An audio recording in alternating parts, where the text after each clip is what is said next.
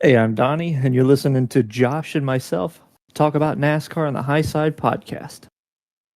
All right, Josh, let's go ahead and talk about Talladega that's coming up this weekend. I wanted to pull up the last 6 races. I'm assuming that's going to be all the next gen races and look at average finishes. And right off rip, at least through my screen, I'm sure the editors can bring it up too, but William Byron is leading by actually a decent amount in terms of average finish, 7.7, and following him would be Chase Elliott's 11.8. So quite a gap there. Yeah, it's pretty impressive when you get a single-digit average finish over 6 races at a super speedway, because we all know that for the most part, it's mostly luck than anything. So a lot of times, pointing even back to the Daytona 500 this season, William Byron just has a knack for staying out of the bad situations and just being around at the end. And a 7.7 average finish at Talladega definitely proves that. Yeah, I'm also looking at these miles completed. I'd have to assume 3040.4 is pretty much the cap. I mean, I can't see but a couple other drivers down here with Truex Jr. and Kyle Busch that have the same number, at least immediately on my screen. Yeah, So he's completing races.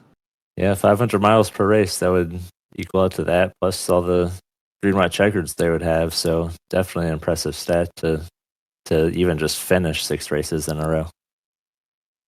So, I mean, he hasn't yet won, William Byron, and it doesn't look like anyone is in the double digits that I can tell at Talladega.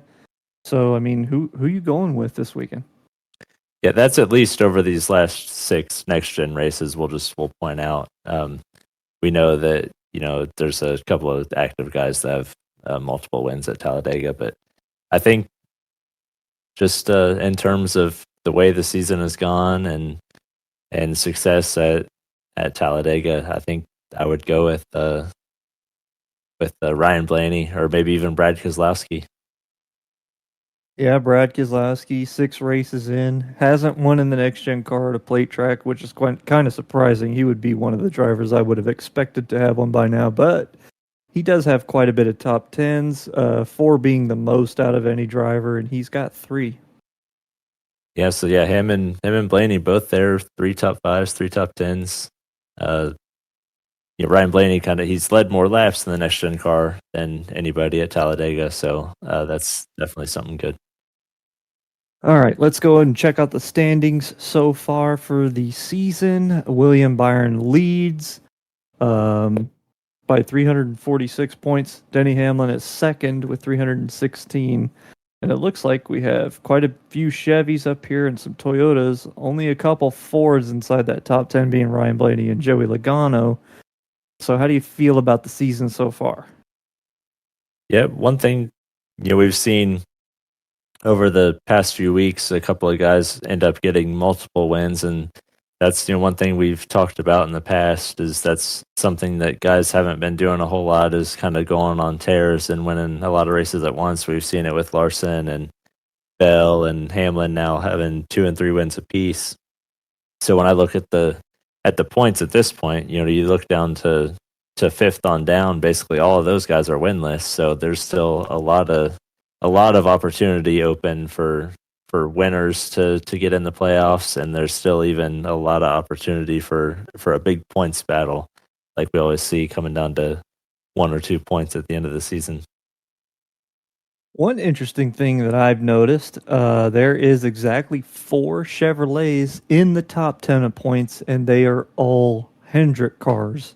Clearly, probably the favorite Chevrolet team.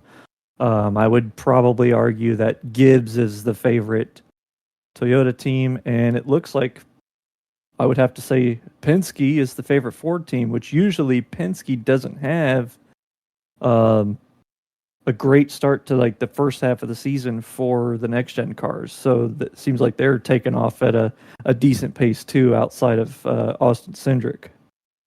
Yeah, and then they would kind of, between those two teams be at just a little bit of a disadvantage, having one less car if we don't count the 21. So even just having two of their cars in the top 10 is pretty good. And even when you look at the season the 12 has had, Ryan Blaney's had a lot of speed, but he's sitting there sixth in points, just 71 out, and he has 3 DNFs on the season. So like it's pretty impressive that he's able to be as close to the lead as he is, not finishing 3 races. It shows he's put a bunch of points in the bank through the stages and started to finish pretty strong. We see that he's second actually in points and stage points with 92, and William has 90. So when you don't finish all the races, being able to put 92 stage points in the bank definitely comes in handy. All right, Josh. Looks like Cleetus McFarlane, did I say that right? I hope I did, is coming back for another ARCA race. And based on the race he had at Daytona, outside of not being able to finish it, obviously due to a wreck, he was a pretty popular hit, or a pretty big hit with the community there. We had a lot of viewers on that particular race in general. Probably the most ARCA seen in a long time. Oh yeah, he's always going to bring a following, no matter where he goes. Whether it's just the stuff he does on his own on YouTube, like with the big Freedom 500 race they did a couple of weeks ago, or just when he comes and dabbles into NASCAR a little bit. But he's a great personality, so it's definitely somebody that the sport needs, and we hope he can always run well and maybe get one of them top 5 or 10 interviews. I think that would be pretty badass if he was able to get that, because I mean his post wreck interview at Daytona was even entertaining after he got wrecked. Yeah, I like having him around anyway because obviously it's going to bring in more viewership. We don't have enough personality around the sport right now. I think that's been a big kind of argument from the fans. So it's nice to see some, especially coming from the social media side of things, and then bringing that viewership over opens up doors for a lot of new fans to come in. We've been lacking in the game world too. We haven't seen many solid NASCAR titles coming out. So having that new viewership come from at least that direction is going to help a lot. And I've also noticed that he was doing something at Talladega with Dale Earnhardt Jr. in that number 3 truck. Yeah, he's basically turned a Dale truck into a drag car, basically. I think he was getting on to Dale Jr. maybe a little bit, maybe for getting a little bit scared to open it up on the backstretch of Talladega.